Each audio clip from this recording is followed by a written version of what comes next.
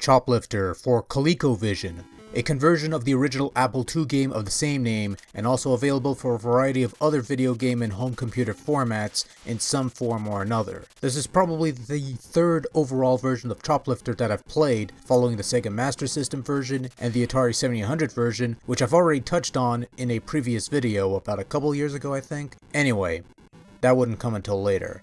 Let's get back to this iteration of Choplifter on Colecovision. Your main goal in Choplifter is to guide your helicopter into enemy territory, raid the prison camps, rescue the hostages, and return them to home soil. One thing that's kinda cool in retrospect is that hostages can actually get killed off, either by enemy fire, going down with the chopper, or being squashed by the helicopter because they're completely incapable of common sense required to move out of the way. The game ends when you lose all 3 choppers, or when all the surviving hostages have been rescued. And with no celebration awaiting you at the end of a successful mission, you're really just trying to save as many hostages as possible to bring them home, each time potentially perfecting your game to eventually bring them all home, just for bragging rights, I suppose. In any case, it seems like pretty simple stuff really, but Choplifter is far from simple, as you have to contend with tanks, jets, and missiles among other things, some of these even coming out of nowhere and taking you down before you have a moment to flinch. For whatever reason, whenever I've approached the first camp in Choplifter, there are already prisoners ready to be rescued or squished,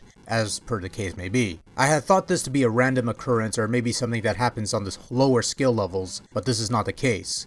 Every game, every round, every skill level that I start anew, there are prisoners ready to be rescued, which makes me wonder how they can't just walk over to the border and on their way home. It's not like the tanks are going to attack them on sight, they're usually on the lookout for the chopper. However, the remaining camps are neatly locked up, requiring precision shooting to free the prisoners contained within. And I mean really precise. You have to aim for the door to blow the joint up, anywhere else and it'll just whiff and miss. Control in general takes a little getting used to.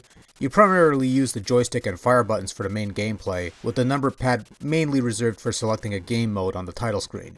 When it comes to turning your chopper, you generally have to roll the stick downwards to face straight down, and from there turn either way. It's a bit of a quirk, but once you get the hang of it, it actually works pretty well for the most part, and managing your helicopter is a bit of a breeze. No use for the keypad though, it's merely your joystick and 2 buttons for shooting and turning. Works well enough, I suppose.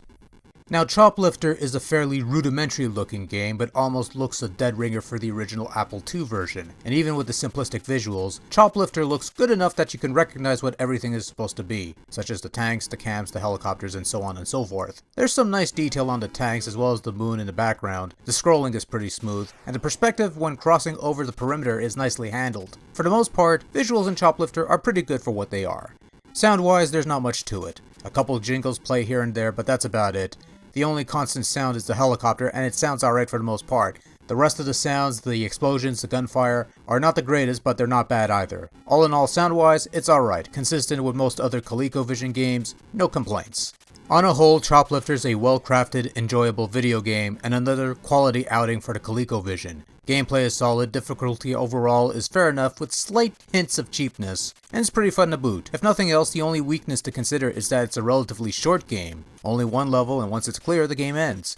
There's 4 skill settings to toggle the challenge, but that's about it. So not much there in terms of level variation, but aside from that, Choplifter on Colecovision is an enjoyable little romp and a fine iteration of a classic title.